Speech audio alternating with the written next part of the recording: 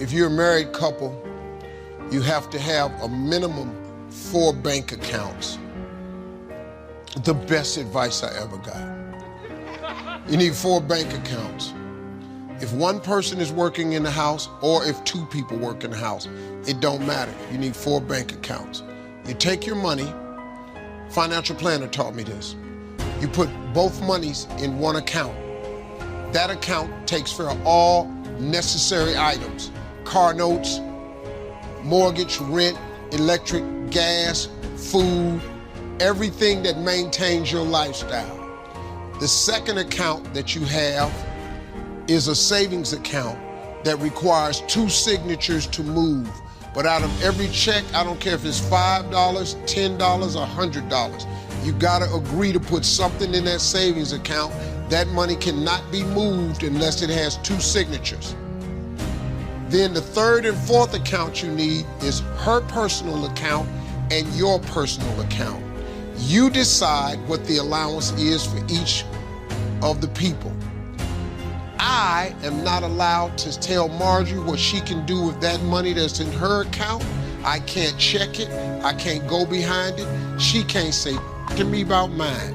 If I want to buy golf clubs with it, I can buy golf clubs. If she want to buy shoes, if she want to buy makeup, she want to go on a spa, you can't say. It allows a married couple to maintain some individuality, and no grown-up person wants to go to another adult to ask for some money. Nobody wants to go, can I get my hair done? Well, we can't afford that this week. Oh, you. And that advice he gave me was the best advice. It holds down a lot of arguments, man. Now, if you spend your money in your account, yeah, see you next month. But now, fellas, let me tell you something. The woman should get more in her account than you get in yours. And, no, I'm just telling you, because of the maintenance cost of being a woman. It's just more expensive. This is your checklist for the rest of your life. If something's not working in your relationship, this is the first place you go. 5 disciplines of love and 3 of passion. These 5 disciplines are what the game is all about. The first discipline we call the discipline of unconditional love and compassion. The discipline, why do I call it a discipline?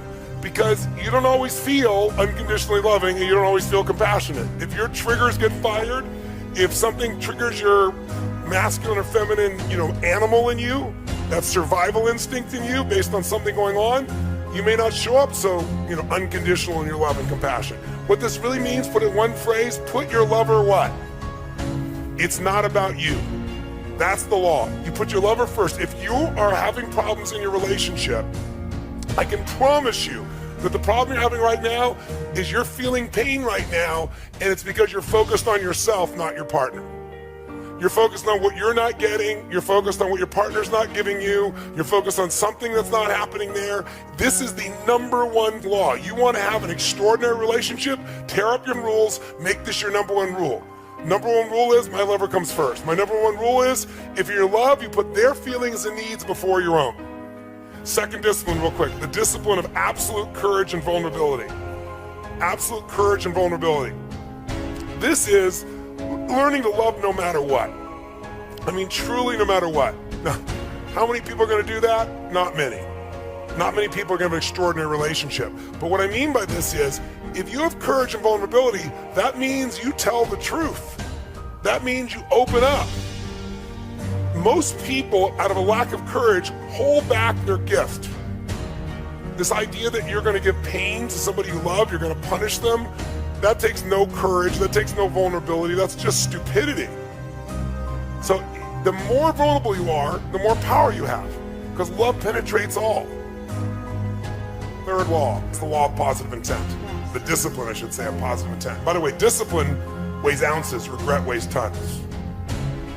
Discipline weighs ounces, regret weighs tons. You don't follow these disciplines, you're gonna have regret. Right? They're disciplines, they're commitments, they're things you're gonna do no matter what. Discipline means even if it's not easy, you still do it, right? Discipline is, it's a habit. That's what a discipline is, it's a habit. It's the discipline of positive intent. You know the deeper truth that this is a no blame game.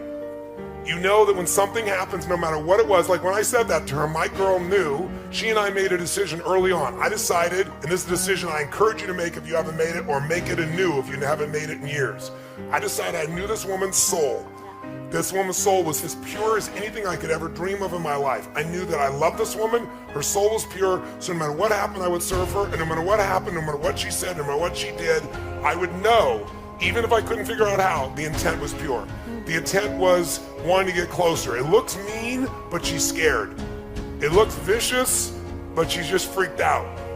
You know, and same thing with me. He looks like he's an unconscious asshole. He just doesn't know.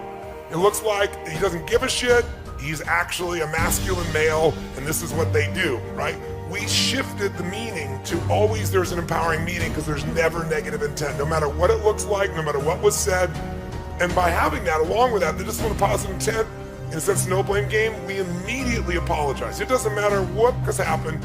If there's any argument we have, it's a playful argument, which is I'm taking responsibility and she's taking responsibility. No, honey, it was my fault. No, it was my fault. And it's like, and we mean it sincerely. It doesn't matter what it is, because I hold myself as whatever she's feeling, ultimately it's my responsibility. Even if I didn't intend it, that's it. So I take responsibility. I'm sorry, honey. I'm sorry your feelings were hurt. She does it with me also. And since we both are constantly doing it, it makes it like there's nobody ever blaming somebody else. So think about this. We put each other first. If we find we're not, we change that immediately. If you've been struggling to figure out your passion, or you're unclear as to how to turn your passion into profits, or you're having a hard time making a substantial amount of money following your passion, then I have an important message for you. Hi, this is T. Harv Eker. I'm the author of the #1 New York Times bestseller, Secrets of the Millionaire Mind. And I have to say that I'm disappointed and frustrated that so many people settle for jobs, careers, and businesses that don't fit who they really are as a person. And you know what? I totally understand why this happens.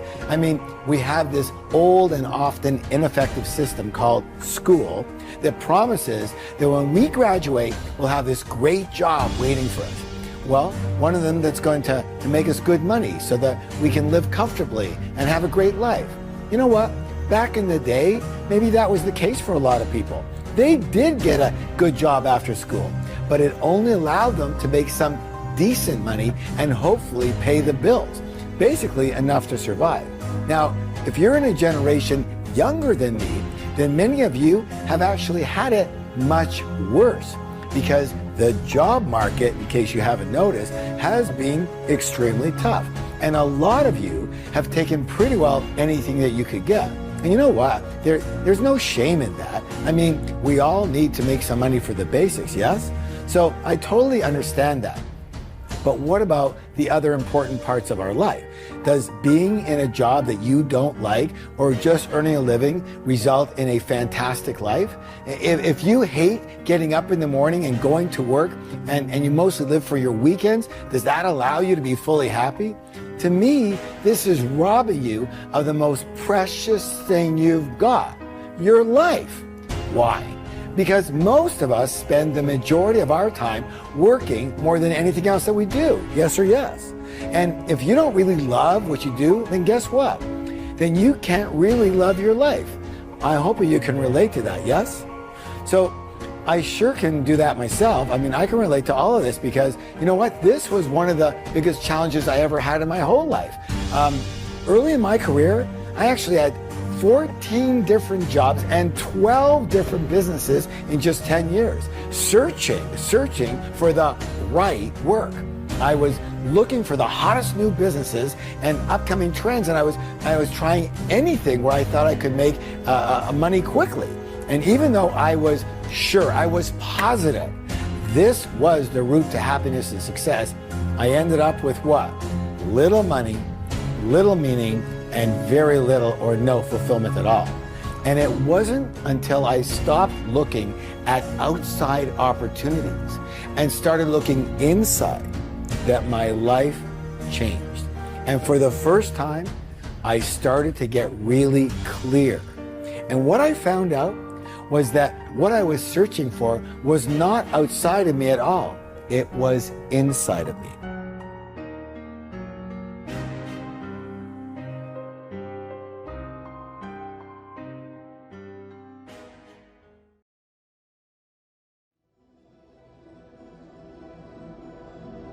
there are some dreams shut up in you.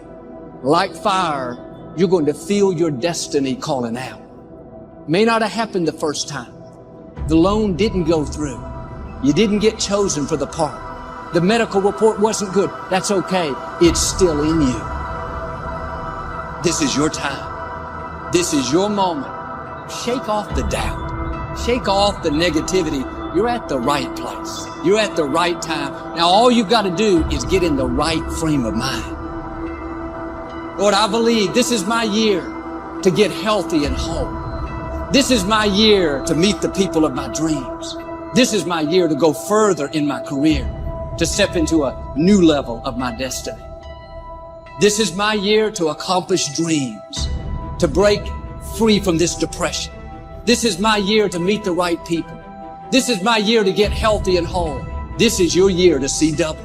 This is your year for vindication, for restoration, for new beginnings. Now get your mind going in the right direction.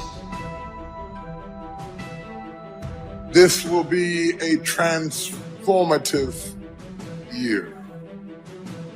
New year, new me. Transformative thinking.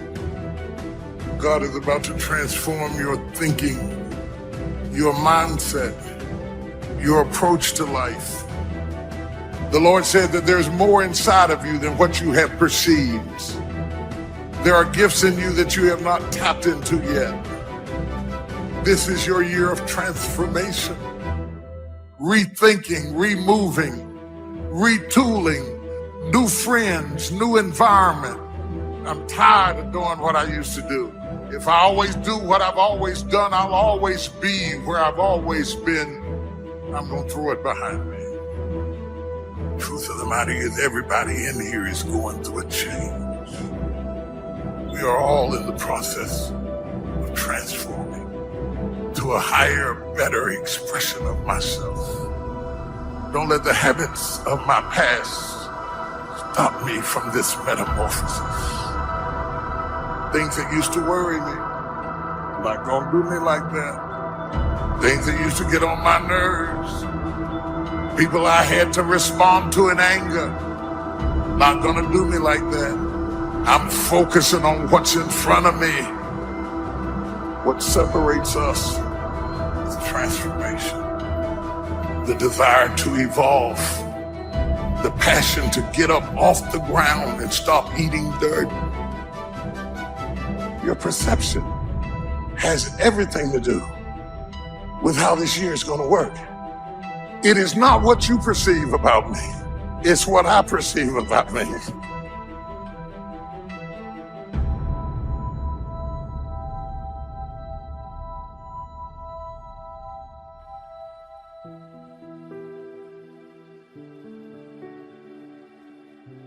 It is because of the uniqueness of the challenges that confront you are so unique to you that you feel like I'm up against it all by myself. There are moments in our lives that we feel completely alone. We feel as though no one knows what we're going through. If you don't know exactly what you want, or you let yourself get beyond that into something general, you're not going to achieve it. Clarity is power. You got to know the specific result you're after. What do you want? Why you're doing it. Most people will resist change. Most people will fight change as if change would be worse than what they're experiencing. Most people will not challenge the unknown. They won't just step out there. We go through the actions of commitment, but we're not really committed. We're not really connected. We're not really joined because we have no understanding of our responsibility to any relationship. Wonder what would have happened in school if you'd been committed. Wonder what would have happened in your marriage if you'd have really thrown your whole self. You've always been casual. See, a lot of people won't try anything different in life because they don't want to get hurt. Pain is everywhere. But most people spend their life not wanting to deal with the pain of rejection, the pain of being disappointed, the pain of being criticized, the pain. That's called life. But guess what? There's no gain without pain. Even if you were 40 or 50 or 60 or 70, doesn't matter. You're in the game now, and that's what counts. And all those quote unquote wasted years, they weren't wasted because you learned. If you know what it is to be at the end of your rope and feel like your life is over and you've got questions that cannot be answered, you need to learn this verse. They that sow in tears shall reap in joy. I've seen days that were so dark for me that I thought there could not possibly be a silver lining in the clouds. I've seen days and weeks and months that drug me so low that I gave up all hope of getting up again. But in the midst of all of that despair, there was in the basement of my soul, they that sow in tears shall reap in joy. So you got to get yourself past that. The way to get past that is have enough reasons. Reasons come first, answers come second. Task intelligent, you got to know why you want it, have enough drive to make it happen, enough juice to make it happen. If you don't have enough reasons, you will not make it happen. What is going to get you to actually fall through? Because the first plan's not going to work and the second plan's going to work, so you better have enough plans. If the first two don't work, you still got something else. Otherwise, you're going to be having excuses why it didn't work. What do you do when something is missing out of your life and the things that replaced it do not compensate for what you lost? What do you do when you tried and failed and you want to quit? Because trying again means hurting again, means risking again, means believing again, means hoping again. You will be wounded many times in your life. You'll make mistakes. But I have learned that failure is really God's way of saying, excuse me, you're moving in the wrong direction. Other than death, all failure is psychological. Does not mean that you won't lose some battles, because you will. But it does mean that as long as you don't surrender, as long as you don't give up, then you haven't failed. If you get beat, unless you're dead, you are not defeated, and you have not failed. What you've done is you've learned. So get up and go get after it. You just don't know what the next moment will bring. You have comeback power. When something happens to you, don't buy into what has happened to you. Buy into, I'm getting up out of here. I'm going to change this situation. This is no time to do something stupid, like hurt yourself. No. Don't lose your dream. That's long-range goals. Because if you set up something short-range, go for it. Get it. Latch onto it. Work hard. Accomplish it. That starts building your strong feelings to go for your dreams. People who don't stop to clear their heads, they react. They don't respond. You're going to get through this. And you don't want to be radical. You don't want to be erratic. You got to assure yourself. You have to encourage yourself. We all live in this bubble. What you got to do to get the life that God wants you to have, you got to put more air in your bubble. Expand yourself. Take yourself out your comfort zone. If you stay in your comfort zone, that's where you will fail. Success is not a comfortable procedure. It is a very uncomfortable thing to attempt. So you got to get comfortable being uncomfortable if you ever want to be successful. As long as God wakes you up, that means he ain't through with you yet. You got a shot to correct it and get it right. And he kept waking me up. So I figured, okay, God wakes you up. That also means that he has something for you that you've yet to receive. You have to have a lot of passion for what you're doing, because it's so hard that if you don't, any rational person would give up. It's really hard, and you have to do it over a sustained period of time. So if you don't love it, you're going to give up. And that's what happens to most people, actually. The ones that are successful loved what they did so they could persevere, when it got really tough. And the ones that didn't love it quit. So it's a lot of hard work, and it's a lot of worrying constantly. So you got to love it, you got to have passion. If you think ordinary's cool, ain't no problem. It's some really wonderful ordinary people. But here's the fact. All of you have extraordinary capabilities. All of you. You have to decide if you are willing to do the things to put you in that category. Rich people don't sleep 8 hours a day. He who loves to sleep and the folding of hands, poverty will set upon you like a thief in the night. better have a valued goal, because otherwise you can't get any positive motivation. And so the more valuable the goal, the more the micro processes associated with that goal start to take on a positive charge. Well, you get up in the morning and you're excited about the day. You're ready to go. What you do is you specify your long-term ideal. You want to specify goals that make you say, if that could happen as a consequence of my efforts, it would clearly be worthwhile. The question always is, why do something? It's easy to get faked out by being busy. Guy comes home at night all exhausted, falls in the chair and says, oh, I've been going.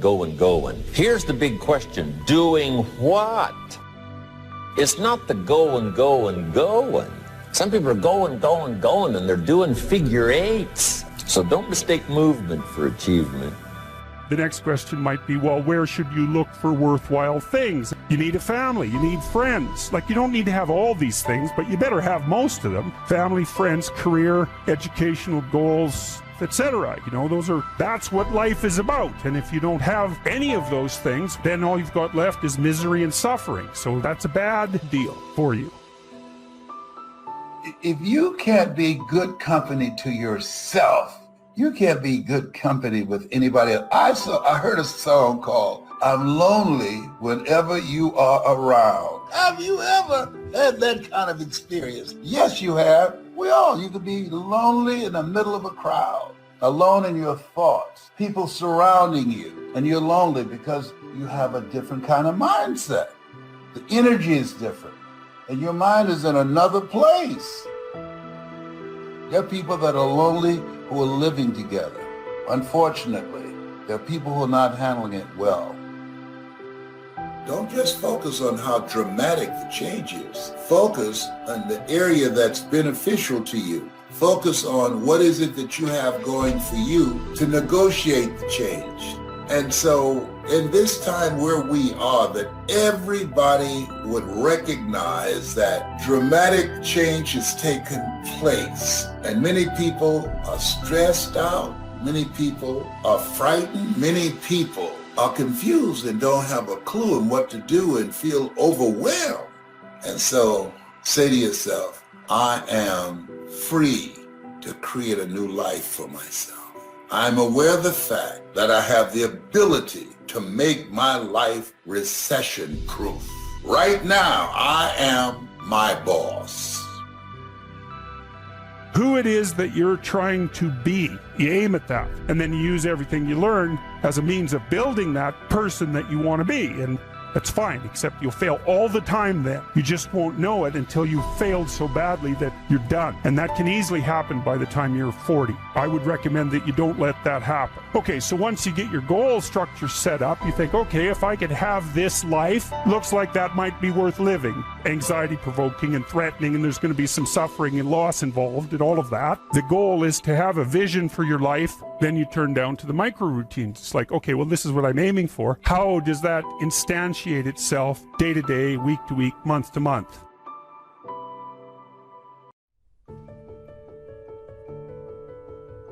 Get off of Instagram and Snap and get off all these blogs and get into something that can really, really move your life forward. So when you spend so much time in the blog world, the Instagram world, the chat world, you're wasting valuable time. If I was young and I had what you have, I had no technology growing up, nothing. You couldn't download a book. You had to go to the library, find the book, and hope somebody ain't told a page out that you want to read. That's what it used to be. Y'all got Google. You can Google anything. You all have stuff at your fingertips that can make you great. But if you can combine your technology with your parents and your grandparents' work ethic, you could be rich, man. But you cannot erase the work ethic part. There is no getting around. Ain't no elevator to the top. You got to take the stairs. The elevator don't go to the top, man. Not in the world of success. Y'all got to start getting gritty, man. I hate it when I see young people wasting their time, wasting all this technology got, just sitting around in this world that's been created for you that everything is instant. How you rely on technology and it's a help to you. But young people, you gotta get gritty, man. You gotta develop some dog in you. You gotta understand, you can't Google success. Go Google it. I've seen stuff hopefully you'll never see. And I've seen some things I hope one day you do see. But go Google exposure. It ain't gonna take you nowhere. I've been around the world, man.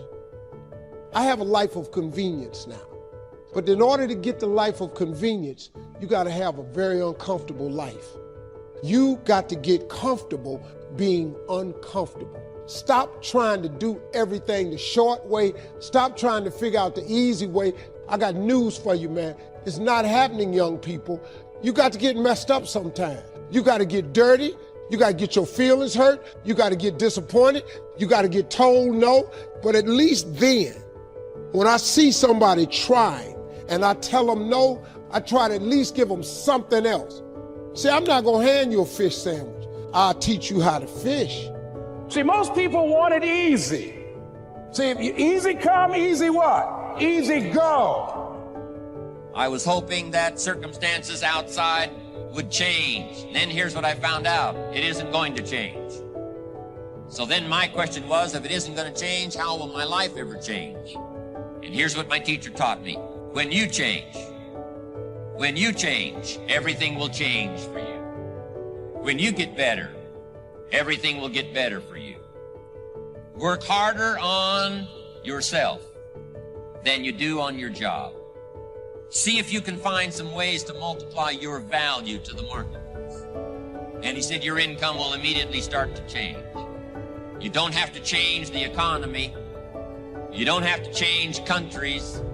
You don't have to change circumstances out there. All you've got to do is look within and see if you can change yourself for the better. And as you change, things will start to change for you.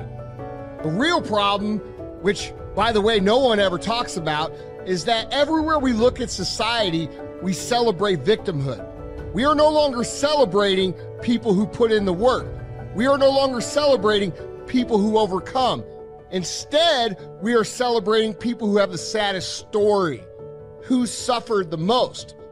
Well, let me tell you something, guys. You can compete for that your entire life and nobody's going to bring you a thing except a couple likes and a couple comments that people don't mean. The real winners are still and always will be the people who aren't immune from obstacles, but instead see obstacles as an opportunity to get better. They see this as the path to winning, and they are right. The only people that are going to win are going to be the people who recognize the opportunity to improve when they get punched in the face, which happens to all of us.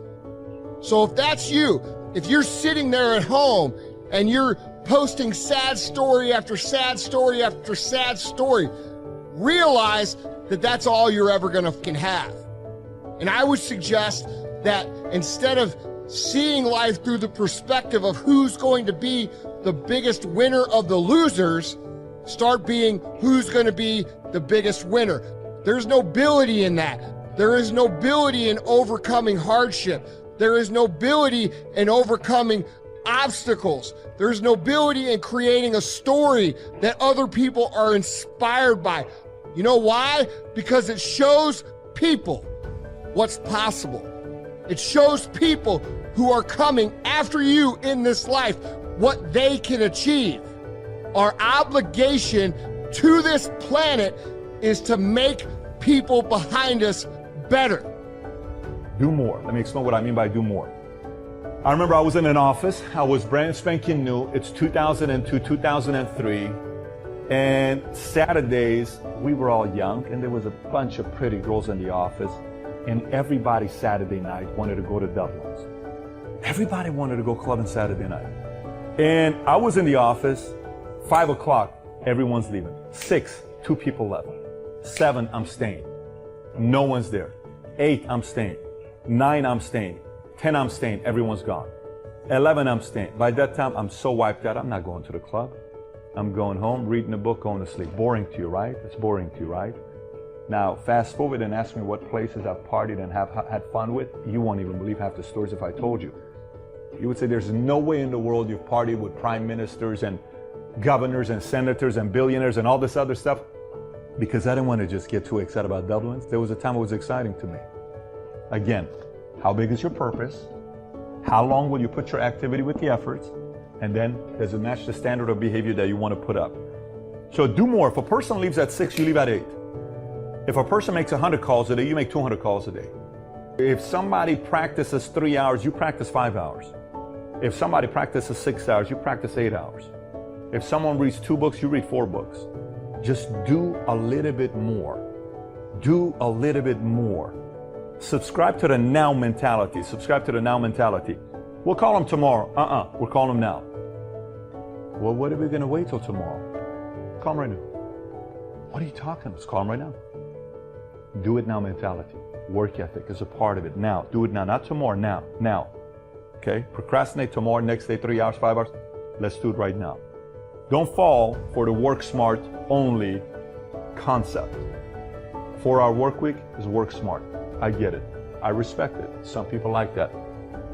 Nothing big has ever been built without working very hard. And I'm talking very hard, very hard. It's Friday night right now while we're shooting this. Everybody's gone in the office. Everyone's going out to dinner. I just got back from Burbank, California. I got a bunch of other travels that's coming up. We're here right now in the office. Why are we doing this? Well, Pat, how do you find the time to shoot these episodes? You never miss a Tuesday and a Thursday episode of Valuetainment. Because some nights on Friday night, I want to go home and kick it and relax, and I don't. And we shoot these episodes because we're supposed to come to you Tuesdays and Thursdays. And do you realize from the moment we said Tuesdays and Thursdays, we've never, ever done an episode that we've missed on Tuesday or Thursday. Why? It's part of commitment. It's part of showing up. So when people tell me, but I'm sick, I have this, I have that, then this is not your game yet. Then this is not your game yet, okay? Cut distractions. Cut distractions, very simple. You got to cut distractions. You're still going to have some distractions in your life, but you got to cut the distractions that you can cut. Absolute focus. Absolute focus. This is tiring. You got to train your mind to be focused. It's a muscle. You got to train your mind to be focused. You can do it. So when people tell me all these rhetoric, I need to take this medicine, I need to take that medicine, stop. You're looking for an out. Stop making excuses that you can't stay focused. Practice it. It's a muscle. Stay focused. Have a to-do list. Work ethic has to do with to-do list. What needs to get done next? Eat right. Work ethic requires energy for you to be able to last a long time, stamina, efficiency, for you to be able to go and you're not getting tired by 4 o'clock if you eat right. Cut the fat. Similar to cut the distractions, but cut the fat. There's a lot of fat. It's work you don't need to do. It's work that somebody else can do. It's work that makes you feel excited that you got stuff done. Not necessary. Didn't grow your business. You just want to go home saying you worked hard, but you didn't get nothing done. There are days that you work and you go home and say, what happened today to my business? How did the value of my business increase today? It didn't. You know how many people here want to be a millionaire? Do you know how rare that is? Have you run the math? You have this enormous audacity, yet you're not putting in the work to get you there because you think somehow you've been tricked by yourself or somebody else that there's some system, that there's some fucking shortcut. There's no fucking shortcut. You've got to put in the work, lots of it. And that comes at the expense of golfing all the time. And that comes at the expense of going to every goddamn event. And it definitely comes at the expense of watching 1 more motivational video and 3 more books. You have to do. Doing is the game. The world is shifting faster than it ever has before. But the way to win is as old as time. Do the right thing and put in the fucking work. It isn't a half or a one change that you need to make. There is no other way around this. You have to do the work. There is no short. There's only one road to be a damn winner. There ain't no shortcut. There ain't no bullshit. There's one way you freaking do it. It's sweat, it's blood, it's tears. There is no discount. There are no shortcuts to success. Stop thinking they are. And stop wanting people to put you somewhere that you didn't earn. Nobody gave you this. I earned it. Everybody say, how did you crack the code? I grinded my way through the code. That's how I cracked it. It's hard work and dedication every single day. There are costs affixed to my dedication. Having a six-pack of abs requires putting in time for sit-ups. And the cost of having abs means there will not be widespread adoption. Because most people don't want to put in the time it requires for you to look like that.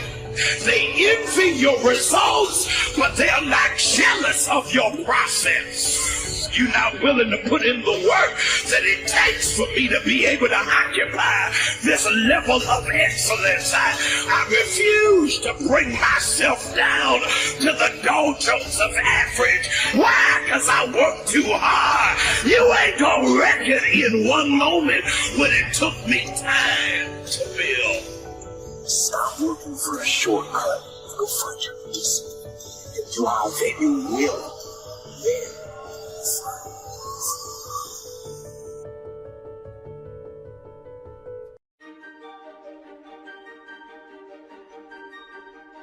wasn't even the first round draft, Sam Bowie. I don't even know who that is, right? Sam Bowie. So he went from all of that adversity. He kept fighting and fighting. He didn't win first year. He didn't win second year. They ready, warriors. Breakthroughs require embracing the things that make you feel uncomfortable. Your success potential will always be equivalent to the level that you're willing to be uneasy. Simply being less than you can be, doing less than you could do, trying less than you could try, doing it with less enthusiasm than you could.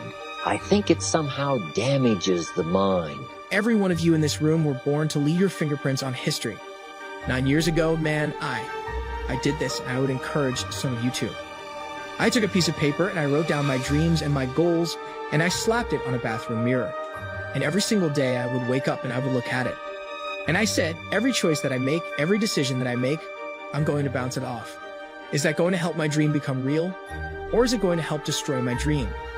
And if the choices that I'm making are helping my dream, that's the choice for me. He didn't win third year. He didn't win fourth year. He didn't win a championship fifth year. He didn't win one sixth year. It wasn't after 7 years that he won his first title. Guess what he did? He kept fighting and fighting and fighting. And when I told my man, HW, listen to me, these brothers have shown me that nothing is impossible. He said, E.T., you got it twisted. It's past possible.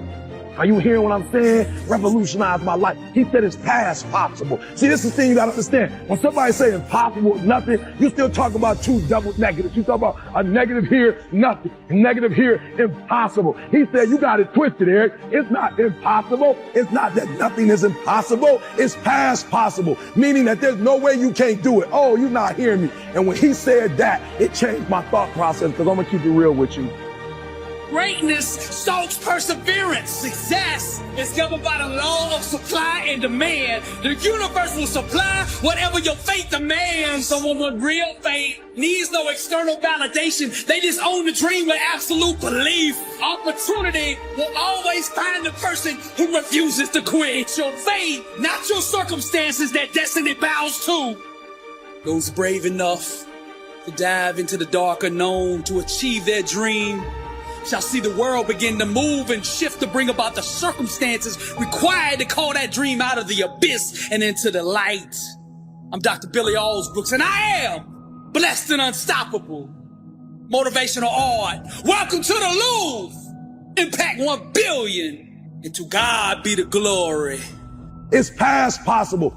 Oh, you're not hearing me. It's past possible. Meaning that not only can you do it, you're going to go way beyond that. It means that the probability of you doing it is greater than you not doing it. You're not hearing what I'm saying?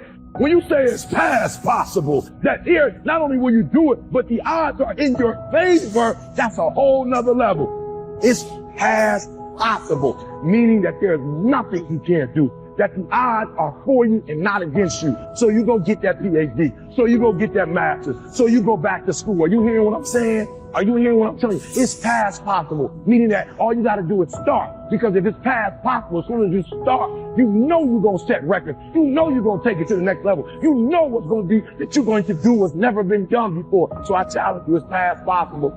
If you're going to win the fight of your life, you can't be afraid to fight. On my tombstone, I want the epitaph, be ashamed to die until you have scored some victory for humanity. And a victory for humanity is not a victory for yourself. It's not statues. It's not your name. It's just humanity's better off. Any of us, I think, should want the world to be a little better off for you having lived in it. That doesn't mean people praising you, not even about that. But what do you have to give with no expectation of return? No one ever told me that I had to search for meaning in life. Many people look for meaning in life as though it's going to be under a rock or behind a tree. And I'm thinking to myself, you have more power than that. The choices we're making are destroying our dreams. That's not the choice for you. You have to learn to become mission, goal, dream oriented, and not in the moment impulsive oriented. It's like when you look in a rear view mirror. When you look in the rear view mirror, the words "read things in the mirror" are closer than they appear. And I need every one of you young men and young ladies to understand that your dreams and your goals, they're right there in front of you. They are closer than you can imagine or even think about a dream. They're right there. That isn't true. Nothing has to give. But at any given moment, at any given time, so for example, if I'm at the gym crushing weights, during that moment, my business is suffering, isn't it? Because I'm not involved in that endeavor at that time. That's just common sense. So please stop beating yourself up when one area is going great and another area at that time is maybe leveled out or is actually in a plateau or is even going downward. It's okay. Here's the key thing for me that I've done, because by the way, this is something I've struggled with, having my main business, multiple companies. I'm involved in 14 different startups right now. I've got my fitness life, I've got my Instagram, my YouTube, my podcast. I've got a family. I've got my fitness side of my life. I've got my philanthropic stuff, my foundations. I've got my jet. I've got pilots. I've got all these material things that need taken care of. 4 different homes, right? And then hundreds and thousands of people who depend upon me. So if I was seeking perfect balance in my life at any given time and I beat myself up because I didn't have it, I'd be a mess. I'd be a wreck. It damages our self-image. Because here's what I've discovered happens. The minute you turn this around and start extending yourself, it isn't the value you get from extending yourself that's the greatest value. It's how you feel about yourself that's the greatest value. Because see, it's not what we get that makes us valuable. It's what we become. And part of becoming is to see what all you can become. See what all you can do. See how much you can earn, how much you can share, how much you can start, how far you can reach, how far you can extend your influence. Now, that kind of commitment to philosophical thinking about attitude and about activity, we call this the potential for life change. I don't care if you're in the 7th grade or up to the senior right now. What you want to become and what you want to achieve, it's right there. Things in the mirror are closer than they appear. And the doctor, the teacher, the scientist, the cardiologist, the cosmetologist, the athlete, the entertainer, the musician. Whatever it is that you want to become, it's right there in front of you. But the choices and the decisions that we make are going to matter. And we've got to stop letting the opinions of people that don't really value you and what they think about you hold you back from breaking free and running at this thing with everything that you've got, man. So I'm aware that certain areas are going to suffer at given times. Now, the key thing for me, though, is paying attention, okay? Here's what I'm learning to do better. I can't even honestly tell you that I've perfected this craft, but let me tell you what I think I do well. Whatever I'm doing, I'm present. I'm present in the moment. So what that means is that when I walk into my business, one of my businesses, I'm present in that business during that time, not thinking about my other businesses, not distracted on my phone, checking text messages from another business. I'm fully engaged there. Let me give you a really key thing I've learned as I've studied myself and the vast majority of my friends who I think I would call successful. They have the capacity to be in the moment they're in. They have the capacity to be present in the moment they're in. The people that suffer, they don't suffer because one area is spiking and another one's plateauing. They suffer because when they're in that moment in their business, they're thinking about their fitness. Do the best you can. covered earlier, but here's a good scenario for the do the best you can. I've got a good question for you. Is the best you can do all you can do? And the answer is no. Strangely enough, if we all fell on the floor right now and did as many push-ups as we possibly could, and let's say for some reason you haven't been into push-ups lately, I can't imagine why, but let's say the best you can do is 5. And you look up at the rest of us and say, hey, 5 is the best I can do. We can tell by the look on your face that's probably true. 5 is the best you can do. Now, is 5 all you can do? The answer is no. If you rest a little, you can do 5 more. And if you rest a little, you can do 5 more. And if you rest a little, you can do 15 more. How did we get from 5 to 15? It's a miracle. Because the dreams, all of those things, they're right there in front of you. But it's the choices and the decisions that we make. These are the currencies that are going to purchase that dream. Decisions are currency that purchases those dreams. Prioritizing your life is the currency that purchases those dreams. What you do is what's going to matter. Some of you got to stop playing and start recognizing that this is your moment. Don't you dare give yourself away for something that you're not, because you want to fit in. Don't do it. Don't you dare do it.